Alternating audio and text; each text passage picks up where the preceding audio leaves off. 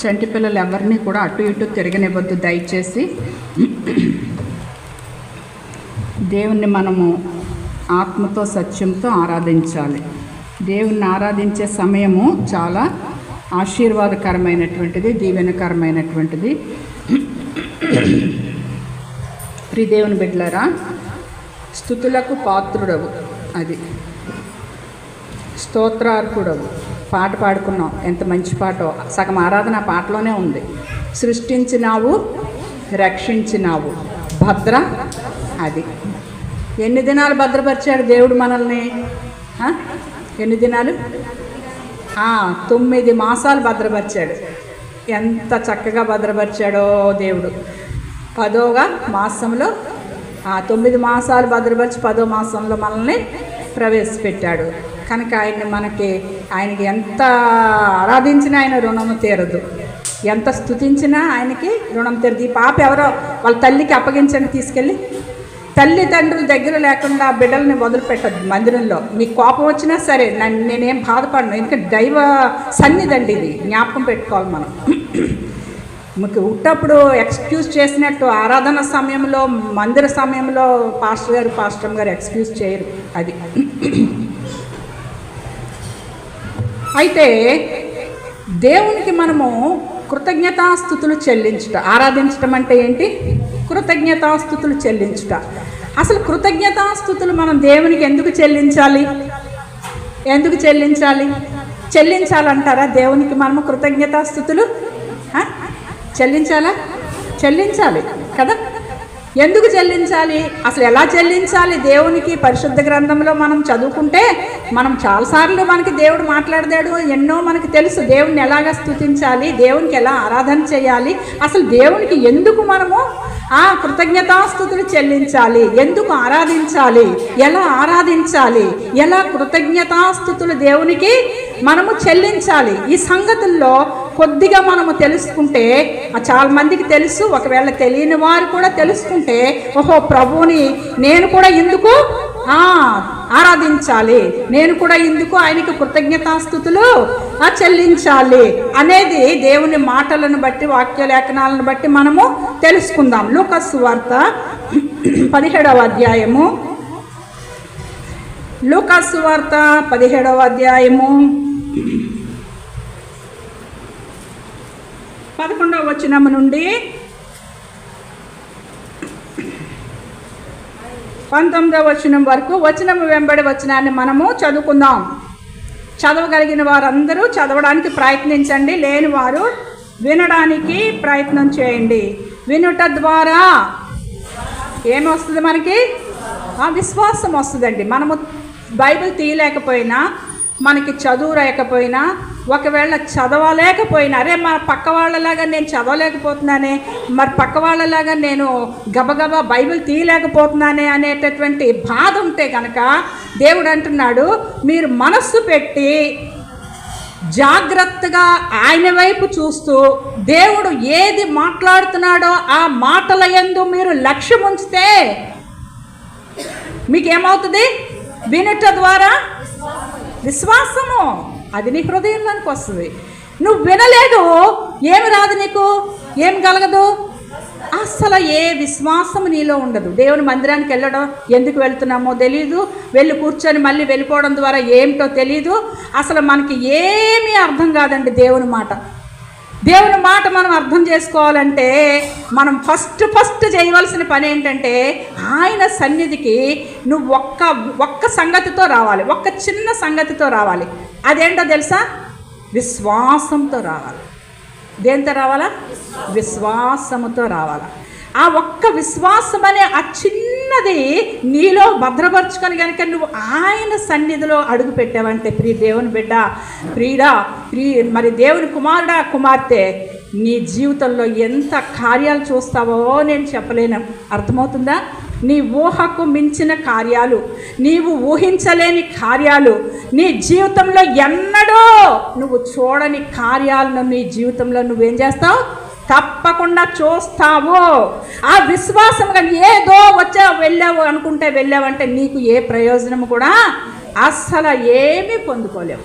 అది కనుక ఇక్కడ మనం కొద్ది మాటలు ధ్యానం చేసుకుందాం. లూకాసు వార్త 17వ అధ్యాయము 11వ వచనం నుండి చదువుదాం. ఆయన యెరూషలేమునకు ప్రయాణమై పోవు సమరయ గలిలయ మధ్యగా వెళ్ళుచుండెను.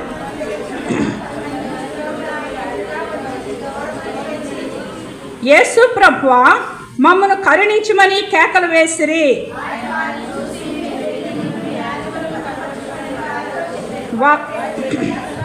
వారిలో ఒకడు తనకు స్వస్థత కలుగుట చూచి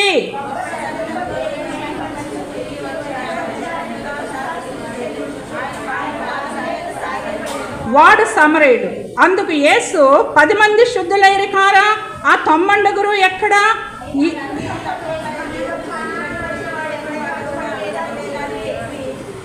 నీవు లేచి పొమ్ము, నీ విశ్వాసం నిన్ను స్వస్థపరిచలేని వానితో. చిన్న ప్రార్థన చేసుకుందాం. పరిశుద్ధుడా, మహాగణుడా, మీ పరిశుద్ధ పాదములను బట్టి వందనాలయ్యా. పరిశుద్ధమైనటువంటి దినములో, మా ప్రభు దినములో, విశ్రాంతి దినములో నీ పాదపీఠము దగ్గరికి వచ్చామయ్యా. సజీవులముగా వచ్చాం.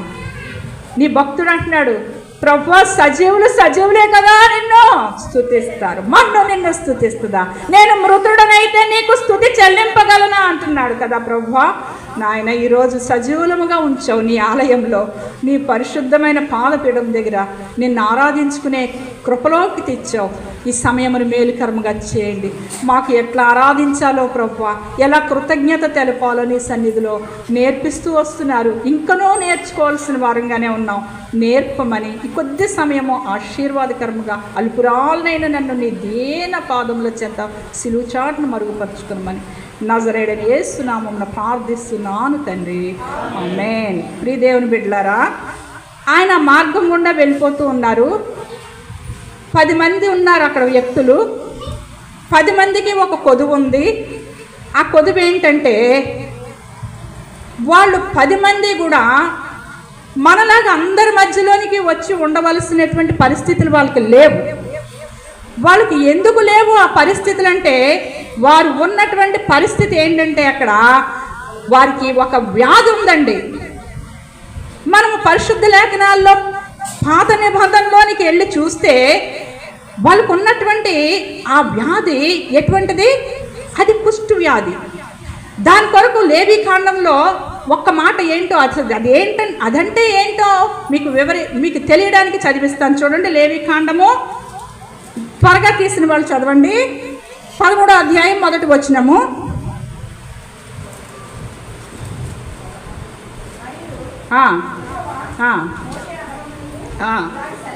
సెలవిచ్చాను.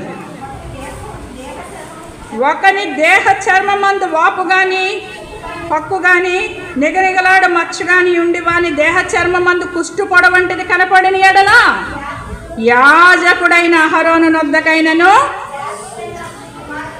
యాజకులైన అతని కుమారులో ఒకని యొద్దకైనను వానిని తీసుకురావాలి. ఎందుకు తీసుకురావాలి? చూడండి, 45, 46 వచనాలు, అదే అధ్యాయము 45, 46 వచనాలు చదవండి.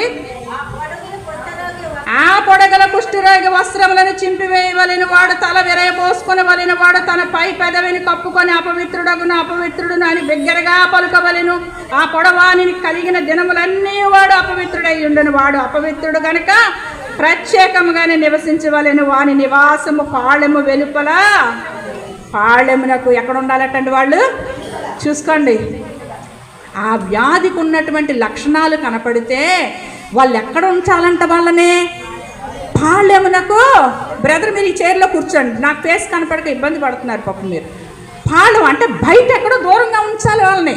వాళ్ళు నలుగురిలోకి రావడానికి లేని పరిస్థితి. ఇప్పుడు చాలా మట్టుకు ఆ వ్యాధికి మందు వచ్చిన దగ్గర నుంచి ఆ వ్యాధి చాలా తగ్గిపోయిందండి. మన చిన్నప్పుడు ఆ వ్యాధి ఎక్కువ ఉండేది. చాలామంది బెగ్గర్స్ వాళ్ళే ఉండేవారు. ఇప్పటికీ మీరు నర్సాపురం వెళ్తే అక్కడ చూడండి, రుస్తుంబాద్ ఏరియా అంతా కూడా అక్కడ కుష్టి హాస్పిటల్ ఉంటుంది, ఒక పెద్ద హాస్పిటల్. ఆ ఏరియా అంతా వాళ్ళే, హాస్పిటల్ అంతా వాళ్ళే. హాస్పిటల్లో ప్రత్యేకంగా ఒక చర్చ్ కట్టారు వాళ్ళ కొరకు. హాస్పిటల్లోనే ఒక ప్రత్యేకమైన స్కూల్ కట్టారు వాళ్ళ పిల్లల కొరకు. వాళ్ళని ముట్టుకుంటే అది వస్తుందేమో, అంటుకుంటుందేమో అనే భయం ఉండేది ఒకప్పుడు. అట్లాంటి పరిస్థితుల్లో వీళ్ళు ఉన్నారండి. ఎవరో ఈ 10 మంది కూడా. అర్థమవుతుందా? ఈ 10 మంది అట్లాంటి పరిస్థితుల్లో ఉన్నారు. అయితే వాళ్ళు దేవుడు ఆ మార్గం గుండా వెళ్తుంటే ఆయనకి దగ్గరకు వచ్చారు. దూరంగా నిలబడి అడుగుతున్నారు. ఏమని అడిగారు? ప్రభువా, యేసు ప్రభువా, మమ్మను కరుణించుము అని అడిగారు. అప్పుడు ఆయన ఏమన్నారు? చదువు. ప్రభువా, మమ్మను కరుణించుము, మమ్మల్ని కరుణించమని కేకలు వేసిరి. ఆయన వారిని చూసి మీరు వెళ్ళి మిమ్మల్ని యాజకులకు కనపరచుకోండి వారితో ఆయన ఏం చెప్పారు? మీరు వెళ్ళండి, దైవజనుడు ఉన్నాడు అక్కడ మందిరంలో. ఆ మందిరానికి వెళ్ళి ఆ దైవజనునికి మీరు ఏం చేయాలా? కనపరుచుకోండి మీరు వెళ్ళి అని చెప్పినప్పుడు వారి విశ్వాసంతో ఎక్కడికి వెళ్ళారు? నడిచి ప్రయాణం చేస్తున్నారు. దేవుని మాటకు విధేయులై వెళ్తూ ఉన్నారు. వెళ్తుంటే అక్కడ ఏమైంది? వాళ్ళు వెళ్తుండగానే మార్గంలో ఏమయ్యారు? స్వస్థత వచ్చింది వాళ్ళకి. అక్కడి వరకు దేవుని మీద విశ్వాసంతోనే ఆయన సన్నిధికి వచ్చారు. విశ్వాసంతోనే దేవుణ్ణి అడిగారు. విశ్వాసమే దేవుడు చూచాడు, వాళ్ళల్లో ఉన్న విశ్వాసము. ఆ విశ్వాసాన్ని బట్టి దేవుడు కూడా ఏం చేశాడు? అద్భుతమైనటువంటి కార్యము చేశాడు. వారి హృదయం చూసి చేయగానే వాళ్ళల్లో స్వస్థత వచ్చింది. స్వస్థత రాగానే దేవుడు ఇంకేం చెప్పాడు? వాళ్ళకి ఏం చెప్పాడు?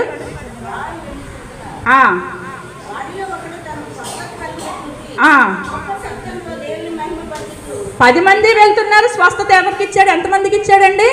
10 మందికి పొందుకున్నారు. అయితే వారిలో స్వస్థత పొందుకున్నాను నేను, నా దేహంలో ఒక మార్పు వచ్చింది, నా శరీరంలో మార్పు వచ్చింది, నాలో ఏదో ఒక మార్పు నన్ను తాకింది అనేది ఆ స్పర్శని ఎవరు గ్రహించారు? వారిలో గ్రహించింది ఒక్కరేనండి. ఆ ఒక్కడు ఏం చేశాడు? వెంటనే గొప్ప శబ్దంతో దేవుణ్ణి మహిమపరచుచు తిరిగి వచ్చి ఎక్కడికి వచ్చాడు? ఆయన మందిరానికి వచ్చాడు. ఆయన సన్నిధికి వెళ్ళాడు. వెళ్ళి ఏం చేశాడు? ఆయనకు కృతజ్ఞతాస్తుతులు చెల్లించుచు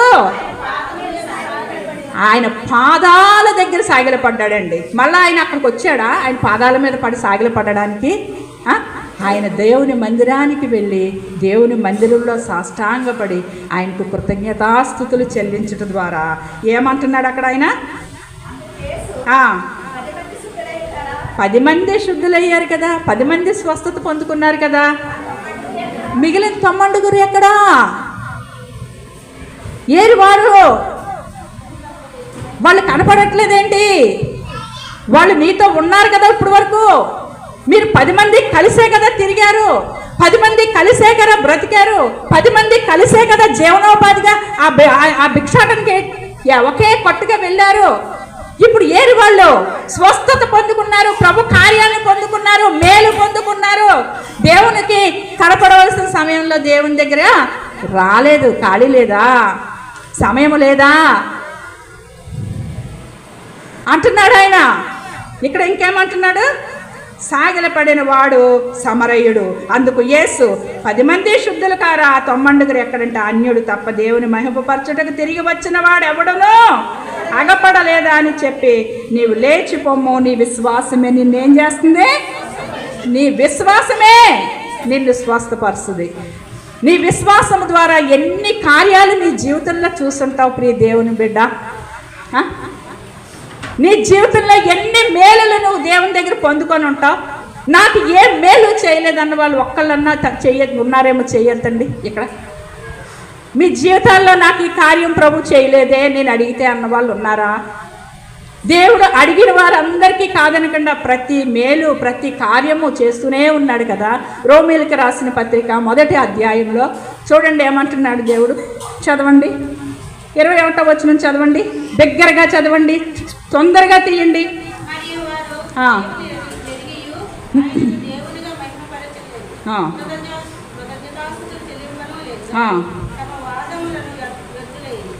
చూసారా ఇక్కడ ఏమంటున్నాడు? 21వ వచనము 1వ అధ్యాయము రోమీయులకు రాసిన పత్రిక. మరియు వారు దేవుని నెరిగియు ఆయనను దేవునిగా మహిమపరచలేదు, కృతజ్ఞతాస్తుతులు చెల్లింపను లేదు గాని తమ వాదముల యందు వాళ్ళు ఏమైపోయారా? చూసారా, వ్యర్థులైపోయారు. వాదములు అది నువ్వు వారిని వీరిని చూస్తూ ఎంతకాలము లోకంలో బ్రతుకుతూ నీవు దేవునికి చెల్లించాల్సిన కృతజ్ఞత దేవునికి తెలుపకుండా ఎంతకాలము నీ జీవితాన్ని గడుపుతూ ఉంటావు. దేవుడు దాన్ని ఒప్పుకుంటున్నాడా? వ్యర్థులైపోయారట. వారు కనపడవలసిన సమయంలో వారు కనపడట్లేదటండి దేవుని సన్నిధిలోను. ఆయన పాదాల దగ్గర దేవుని సన్నిధిలో ఏం చేయట్లా? కనిపించటం లేదండి, కనిపించటం లేదు. వాదాలు పెట్టుకుంటారు, అనేక వివాదాలు పెట్టుకుంటారు, ఏదో పెట్టుకుంటారు. ఆయనకి ఇవ్వాల్సినటువంటి ఘనత ఆయనకి ఇవ్వకుండా వారు ఏం చేస్తున్నారట? దూరం అయిపోతూ ఉన్నారు దేవుని సన్నిధానానికి. కానీ దేవుని భక్తుడు ఉన్నాడు, ఎంత చక్కగా మాట్లాడతాడో. కానీ దేవుని యొక్క వాక్యం ఏమని సెలవిస్తుంది? ద్వితీయోపదేశకాండంలో చెప్తాడు, చదవండి. ద్వితీయోపదేశకాండము 6వ అధ్యాయము, ద్వితీయోపదేశకాండం 6వ అధ్యాయము 6వ వచనం చదవండి.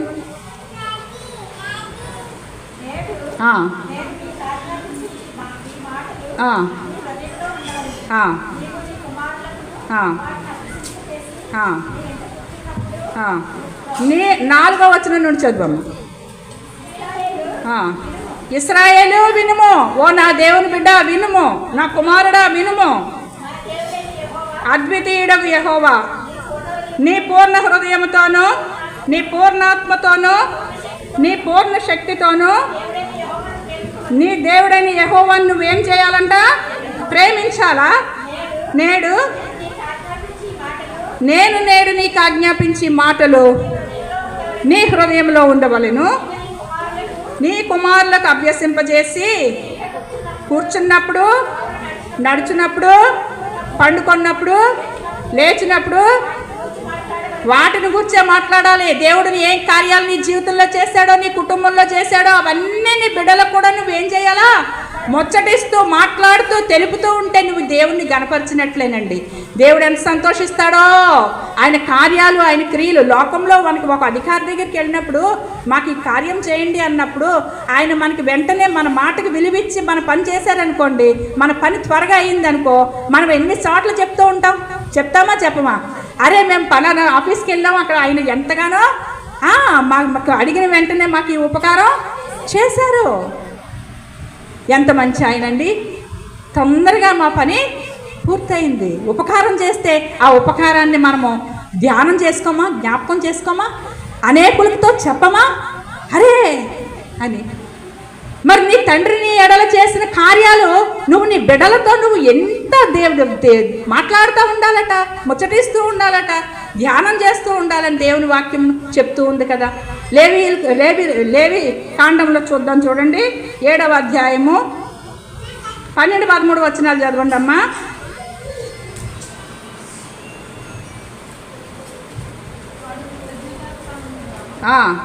వాడు కృతజ్ఞతార్పణగా దానిని అర్పించినప్పుడు తన హృదయ కృతజ్ఞతార్పణ రూపమైన బలిగాక నూనెతో కలిసినవియు పొంగనివియునైన పిండి వంటలను, నూనె పూసినవియు పొంగనివియునైన పలుచని అప్పడములను, నూనె కలిపి కాల్చిన గోధుమ పిండి వంటలను అర్పింపవలెను.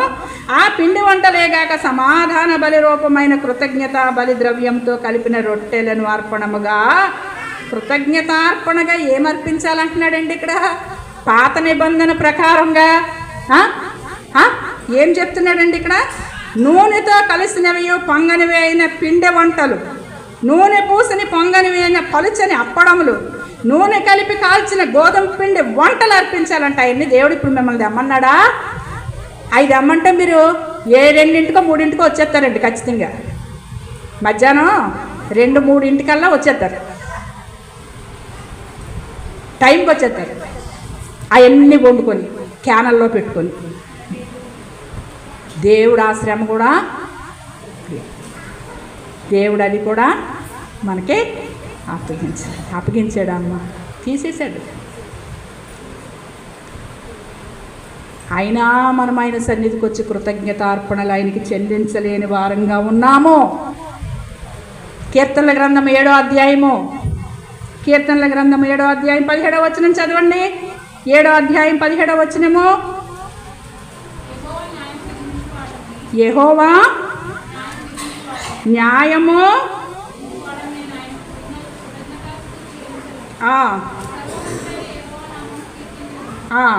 యెహోవా, మరొకసారి చదవమ్మా. యెహోవా న్యాయము విధించువాడని నేను ఆయనకు కృతజ్ఞతాస్తుతులు చెల్లించెదను. సర్వోన్నతుడైన యెహోవా నామమును, భక్తుడు అంటున్నాడు, ఆయన న్యాయము విధించువాడు కనుక ఆయనకు కృతజ్ఞతాస్తుతులు చెల్లించాలి. ఆయన సర్వోన్నతుడైనటువంటి నామము కలిగినటువంటి వాడు కనుక ఆయనకు కృతజ్ఞతాస్తుతులు చెల్లించాలి. చూసారా, భక్తుడు అంటున్నాడు ఆయనకి ఎందుకు కృతజ్ఞతాస్తుతులు చెల్లించాలి? ఆయన న్యాయం చేశాడు నీ జీవితంలో. ఎన్నిసార్లు న్యాయం చేశాడు ఆయన. అరే నేనేమనకుండా అన్నానండి, నేనేం చేయకుండా చేశానన్నారండి, నేనేమి ఇది వెళ్ళకుండానే వెళ్ళానన్నారండి, నా మీద అన్యాయంగా నింద మోపారండి, నా మీద అన్యాయంగా ఈ తప్పును మోపారండి, నన్ను అన్యాయస్తుని చేశారు, అన్యాయస్తురాలను చేశారండి, అందరూ నన్ను వెలివేసినట్లుగా చేశారండి, నాకు సరైన న్యాయం చేకూర్చలేదండి. కానీ నేను నా దేవుని దగ్గరికి వెళ్ళినప్పుడు నా దేవుడు నాకేం చేశాడు? న్యాయము. ఏం చేశాడు ఆయన? న్యాయం చేశాడండి. సర్వోన్నతుడైన దేవుని నామము నాకేం చేసింది? నామము, ఆయన నామమే నాకు న్యాయం చేసింది కనుక నేను ఆయన్ని ఏం చేస్తాను? కీర్తిస్తాను, కొనియాడుతాను.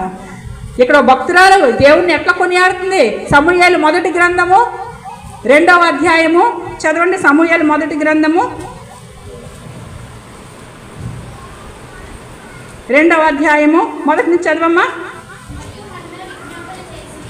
నా హృదయం యెహోవా యందు సంతోషించుచున్నది,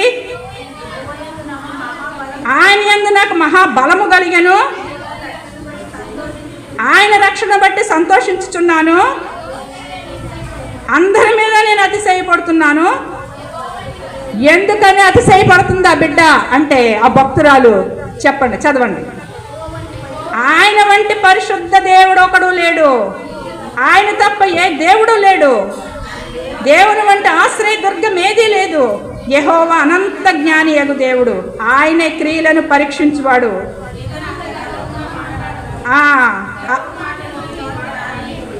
5వ వచనం, తృప్తిగా భుజించిన వారు అన్నము కావాలని కూలికి పోదురు, ఆకలి కొనిన వారు ఆకలి తీరా. ఆయన భోజనం పెట్టాడంటే నీ కడుపు నిండి పగిలిపోద్ది, నీ గిన్నె నిండి పొరలిపోద్ది. చాలామంది కొన్ని చోట్లకి వెళ్తే ఇష్టమైన వారికి ఒకలా వడ్డిస్తారు, ఇష్టం లేకపోతే ఒకలా వడ్డిస్తూ ఉంటారు. వాళ్ళకి ఇష్టమైన వాళ్ళకి ఎక్కువ వడ్డిస్తారు.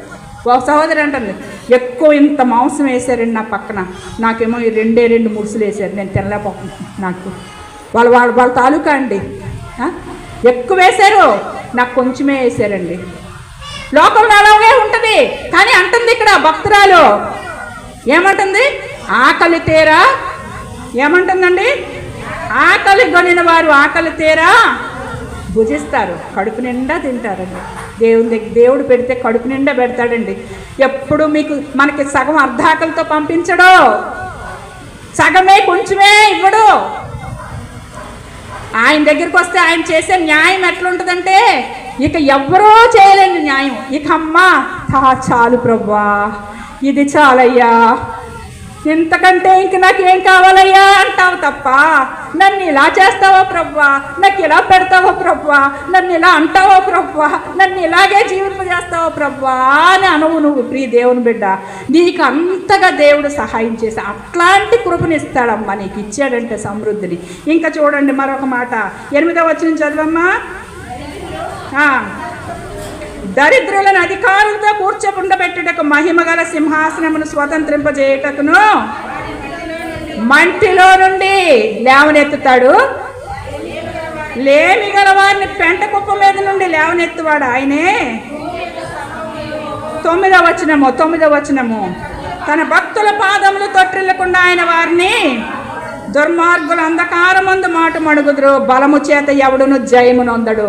నేను డజన్ కోడిగుడ్లు తింటే, ఇన్ని కోళ్ళు తింటే, ఇంత మటన్ తింటే నాకు వచ్చే బలము వల్ల నేను జయం ఏం పొందనండి. ఒళ్ళు పెరుగుతుంది అంతే, నాకు కండలు పెరుగుతాయి అంతే. కానీ అంటున్నాడు ఇక్కడ, బలము చేత ఎవరు జయం పొందలేండి. శారీరక బలమును బట్టి లోకంలో జయం అనుకున్నావా? నీ ఆకారాన్ని చూసి ఎవడో భయపడతాడు అనుకుంటున్నావేమో.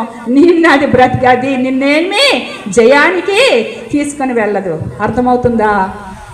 దేవుడు అంటున్నాడు, అది కారులను సిగ్గుపరచుటకు. అనంత జ్ఞాని, అందుకే ఆయన్ని ఏం చేయాలా? ఆయన స్తుతించాలా, ఆయన్ని ఆరాధించాలా. ఎంత చక్కగా భక్తురాలు చెప్తుందో చూసారా? ఆయన యందు నాకు ఏం కలిగింది? మహాబలము. నీ ఆహారాన్ని బట్టి కాదండి బలము, దేవుని బట్టే నీకు బలం అండి. నువ్వు పస్తున్నా, నీకు ఆహారం లేకపోయినా, నువ్వు ఉపవాసం ఉన్నా, దేని ద్వారా నువ్వు బలం పొందుకుంటావు? ఆయన బట్టి. ఆయన నీతో ఉంటే బలము, ఆయన నీ ప్రార్థన వింటే బలము, ఆయన నీకు జయమిస్తే బలము. ఇక్కడ ఈ భక్తురాలు నిందల పాలైపోతుందండి, అవమాన పాలైపోతుందండి. మాట్లాడితే సూటిపోటు మాటలు, ఇంటిలో నెమ్మది లేదు, సంతోషం లేదు, సమాధానం లేదు. భర్త కొట్టినందుకు కాదట, తోటికోడలు అందుకు బాధ. ఈ భక్తురాలు బాధ. తన భర్త ప్రేమిస్తున్నాడు, గుండెల మీద పెట్టి చూస్తున్నాడు. అరే బిడ్డలు అంటావేంటి? మీరు ఇటు చూడాలి, ఎవరికేసి చూడకూడదు. మీ కన్నులు ఎటు ఉండాలా? దేవుని వైపు ఉండాలా. బిడ్డలు అంటావేంటి? నేను ఉన్నాను కదా, నేను సరిపోనా? 10 మంది బిడ్డల కంటే ఎక్కువ కదా నేను. అంత ప్రేమ నేను చూపుతున్నాను కదా, ఇంకా నువ్వు నాకు ఏదో లేదంటావేంటి అంటే ఆమెకు బాధ, హృదయంలో వేదన. నిజమేనయ్యా, ఎంత ప్రేమిస్తున్నావు, ఇంతగా నాకు ఏది కావాలంటే అది తెచ్చి పెడుతున్నావు, అన్నీ బాగున్నాయి, కానీ నేను బయటికి వెళ్తే నా ఒంటి మీద బంగారం చూడట్లేదే, ఈ హారాలు చూడట్లేదే, ఈ వడ్డాణం చూడట్లేదే, ఈ పట్టు చీర చూడట్లేదే. ఏమంటున్నారు వాళ్ళు? ఏమడుగుతున్నారు? నీకు బిడ్డలు సంతానం ఉందా లేదండి? నేను ఈ బాధ తట్టుకోలేకపోతున్నాను, ఈ గాయము నన్ను, ఇవెన్నున్నా నాకు ఏమవట్లేదు, సంతోషం ఇవ్వడం లేదు. నాకు కావాల్సింది నువ్వు కాదయ్యా ఇచ్చేది, నాకు ఇచ్చేవాడు ఒకడున్నాడు. వెళ్ళిపోతాను అక్కడికి అంతే అనుకుంది. ఎక్కడికైనా వెతుక్కొని వెళ్ళిపోయింది, ఆయన సన్నిధి వెతుక్కొని వెళ్ళిపోయిందండి. వెళ్ళిపోతే దేవుడు అక్కడ ఆమెకి ఏం చేశాడు? చెప్పండి, విన్నారా లేదా ఇంతకుముందు ఈ వాక్యం? చెప్పరే, మాట్లాడరే. ఆకలేస్తుందా? ఇప్పుడే భోజనాలు పెట్టించైనా గట్టి చెప్పండి అమ్మా. ఏమిచ్చాడు దేవుడు? నాకు మహా సంతోషం ఆయన బట్టి కలిగిందా, మహాబలము. అబ్బా ఎంత బలము! ఇన్నాళ్ళు నా భర్త నేనే కదా నీ బలం అన్నాడు. అబ్బే అప్పుడు నాకు ఈ బలం రాలేదే, అప్పుడు ఈ సంతోషం రాలేదే, అప్పుడు ఈ ఆనందం కలగలేదే, అప్పుడు ఈ అతిశయం లేదే. ఇప్పుడు ఏంటి నాలో ఈ అతిశయము? ఏంటి ఇప్పుడు నాకు ఈ బలం ఎక్కడి నుంచి? ఏదో నాలో ఒక ప్రభావం. ఏంటది? నా దేవుడు. ఆయన తప్ప వేరొక దేవుడు లేడు భూమి మీద.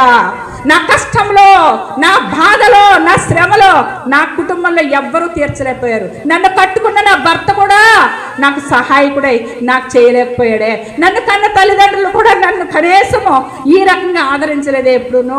ఇటువంటి ఆదరణ నేను ఎక్కడ పొందుకున్నానో ఆయన ద్వారానే పొందుకున్నాను. అట్లాంటి ఆదరణ, అట్లాంటి బలాన్ని మనం ఎన్నిసార్లు పొందుకొని ఉంటాం? పొందుకోలేదా? పొందుకున్నామా? ఈ భక్తురాల్లాగా పొందుకోలేదా? ఏమండి, ఎన్ని సాక్ష్యాలు! 9 ఎందుకు దేవుని సన్నిధికి రాలా? ఎందుకు వాళ్ళ కృతజ్ఞత తెలపడం చేతకాలా? వాళ్ళు వెలుపటి ఉంటే బాగుందా? ప్రజల సమూహం మధ్యలోనికి రాకుండా వాళ్ళు ఆ స్థితిలోనే ఆ వ్యాధితో ఉంటే బాగుంది కదా. వాళ్ళకి దేవుని సన్నిధికి వచ్చి అడిగినప్పుడు దేవుడు చేర్చాడు కదా. నేను మొన్న ఒక సహోదరుడు ఫోన్ చేశాడు. ఫోన్ మీద ఫోన్లు, నేను వేరే కాల్ ఏదో ఒక ఆమెతో మాట్లాడుతుంటే ఇంచుమించు 15-20 కాల్స్. భయం వేసింది, ఏమైపోయిందిరా బాబు అని ఆ కాల్ కట్ చేసి ఈ కాల్ మాట్లాడా. ఏంటమ్మా అంటే, పాస్టర్ గారు, అయ్యి బాబోయ్ పలానమ్మా బంధువు ఈ గడ్డ చెస్ట్లో వచ్చిందంటండి, అది ముక్క తీసి పంపించారండి బాబు, భయం వేసేస్తుందండి, మా ఆవిడ అన్నం తింటలేదండి బాబోయ్, మీరు ప్రార్థన చేయాలా, ఆ నార్మల్ రిపోర్ట్స్ రావాలా, ఏమంటారో వాళ్ళు, ఏ క్యాన్సర్ అంటారో ఏమంటారో, మా ఆ పరిస్థితి ఏమైపోతుందో, ప్రార్థన చేయండి అమ్మ. చేస్తాను, కంగారు పడకండి, దేవుడు చేస్తాడు, మేము ప్రార్థన చేస్తాం, మీరు కూడా ఏముంచాలా? విశ్వాసం ఉంచాలి. అది మీలో లేకపోతే మేమేమీ చేయలేం. మేము ఎంత ప్రార్థన చేసినా ప్రార్థన వృధా అవుతుందమ్మా. మా ప్రార్థనతో నీ విశ్వాసాన్ని ఏమవ్వాలా, జతపరచబడాలా అని చెప్పినప్పుడు సరే తప్పకుండానమ్మా, నిజంగా దేవుడు కార్యం చేసి ఆ రిపోర్ట్స్ వస్తే మేము మందిరానికి వచ్చి ఘనమైనటువంటి సాక్ష్యం చెప్తామన్నారు. ఆ తర్వాత నేను చెన్నైలో ఉండగా ఫోన్ చేశారు, పాస్టర్ గారు ప్రార్థన చేశారండి, రిపోర్ట్స్ వచ్చినాయండి. అమ్మ గడ్డ ఏమీ కాదు, కానీ ఏంటది తీసేస్తే సరిపోతుంది అన్నారండి. దేవుడు ఎంత కార్యం చేశాడండి అని చెప్తున్నారు వాళ్ళు.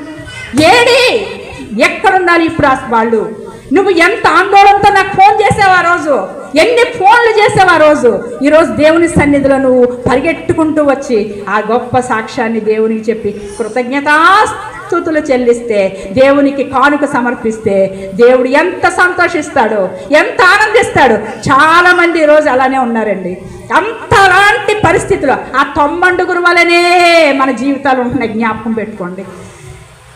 ఆ ఒక్కరిలాగా మన జీవితం ఉంటే ఎంతగా దేవుడు సంతోషిస్తాడో, ఎంతగా దేవుడు ఆనందిస్తాడో. ముగించేస్తాను. దెస్సలోనికీయులకు రాసిన పత్రిక, మొదటి పత్రిక, దెస్సలోనికీయులకు రాసినటువంటి మొదటి పత్రిక 5వ అధ్యాయము 18వ వచనం చదవండి. దెస్సలోనికీయులకు రాసిన మొదటి పత్రిక 5వ అధ్యాయము 18వ వచనం చదవండి.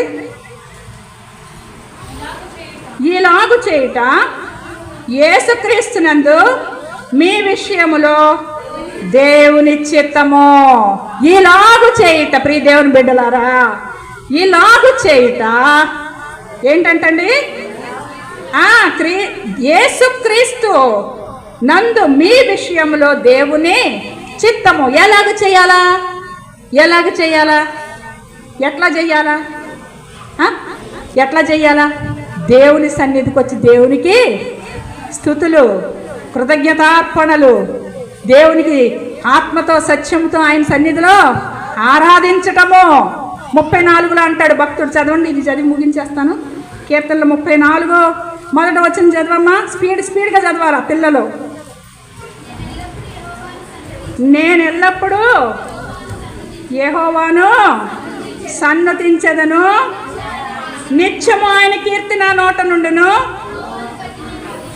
నేను ఎవరిని బట్టి అతిశయిస్తున్నాను? యెహోవాను బట్టి అతిశయిస్తున్నాను. అందరూ ఇటు చూడాలి, పిల్లల వైపు కాదు. నేను ఎల్లప్పుడూ ఆయన బట్టి అతిశయిస్తాను, ఆయన్నే స్తుతిస్తాను, ఆయన బట్టి అతిశయిస్తున్నాను అంటున్నాడు ఇక్కడ భక్తుడు. ప్రియ దేవుని బిడ్డలారా, ఎందుకో తెలుసా? ఎందుకు అంటున్నాడు? చదవండి దాని కింద.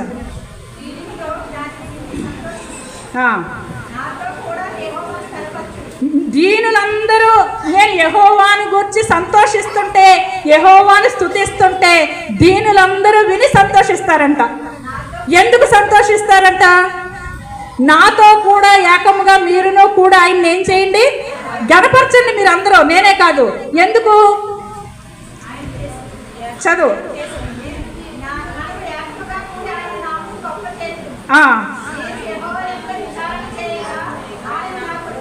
ప్రియ దేవుని బిడ్డలారా, ఈ మాట చాలా జాగ్రత్తగా వినండి. నేను యెహోవా యొద్ద విచారణ చేయగా నా తండ్రి నాకు ఉత్తరం ఇచ్చాడయ్యా. ఏంటో తెలుసా ఉత్తరం? నాకు కలిగిన భయములన్నిటిలో నుండి నన్ను తప్పించాడు. నేను ఆయన తట్టు చూడగా నాకు వెలుగు వచ్చింది, నా భయం పోయింది, నా చీకటి పోయింది, అంధకారం పోయింది. ఇంకా నా మొహములో లజ్జ అనేది లేదు.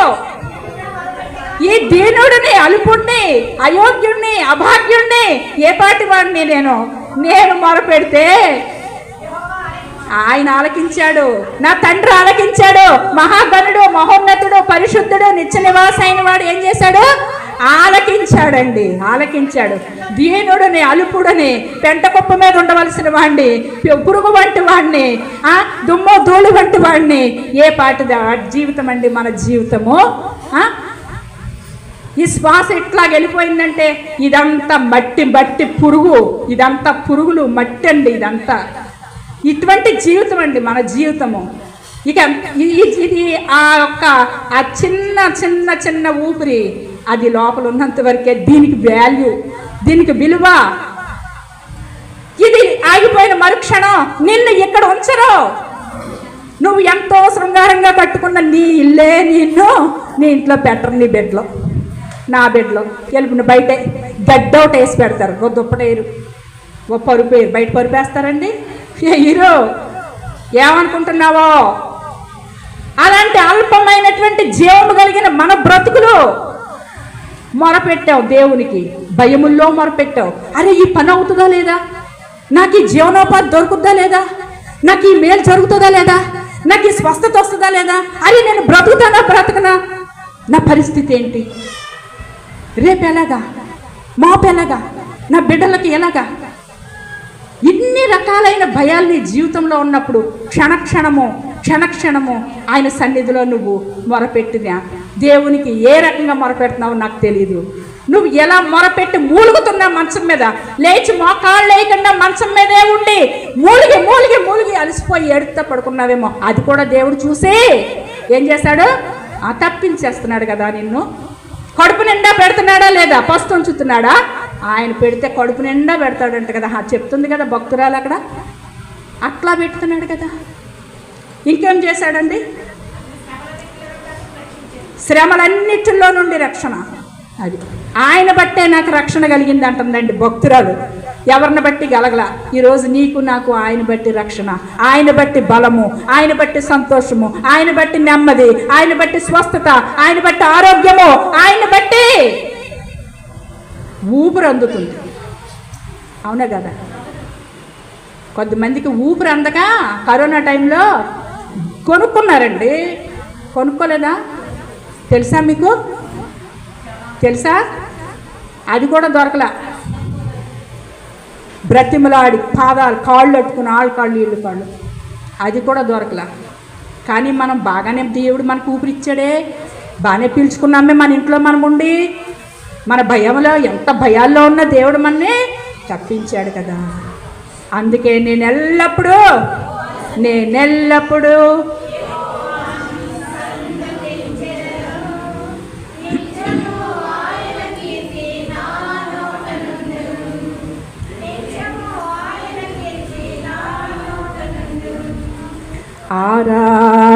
అంతా నా మంచికే, ఆరాధన యేసుకే, అంతా నా మేలుకే,